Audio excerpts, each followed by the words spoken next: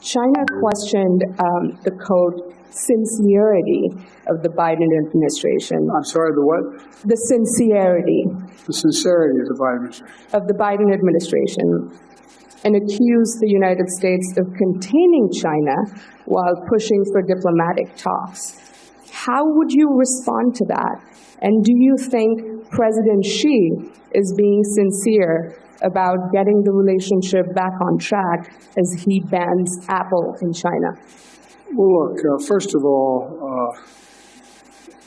I am sincere about getting the relationship right. And one of the things that is going on now is China is beginning to change some of the rules of the game in terms of trade and other issues. And so one of the things we talked about, for example, is that they're now talking about making sure that no one in the Chinese government can use a Western cell phone, those kinds of things. And so really what this trip was about, it was less about containing China. I don't want to contain China. I just want to make sure we have a relationship with China that is on the up and up, squared away. Everybody knows what it's all about. And one of the ways you do that is you make sure that we are talking about the same things. And I think that one of the things we've done, I've tried to do, and I've talked with a number of my staff about this for the last, 6 months, is we have an opportunity to strengthen alliances around the world to maintain stability. That's what this trip was all about. Having India cooperate much more with the United States, be closer to the United States, Vietnam being closer with the United States, it's not about containing China. It's about having a stable base in the Indo-Pacific. And for example, when I was spending a lot of time talking with President Xi, he asked why was I going to have the Quad, meaning Australia, India, Japan, and the United States. And I said to maintain stability.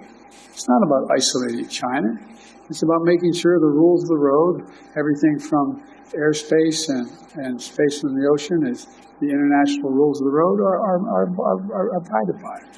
And so, and I hope that, I think that Prime Minister Xi has some difficulties right now. All countries end up with difficulties, and he has some economic difficulties he's working his way through. I want to see China succeed economically, but I want to see him succeed by the rules. The next question was to Bloomberg.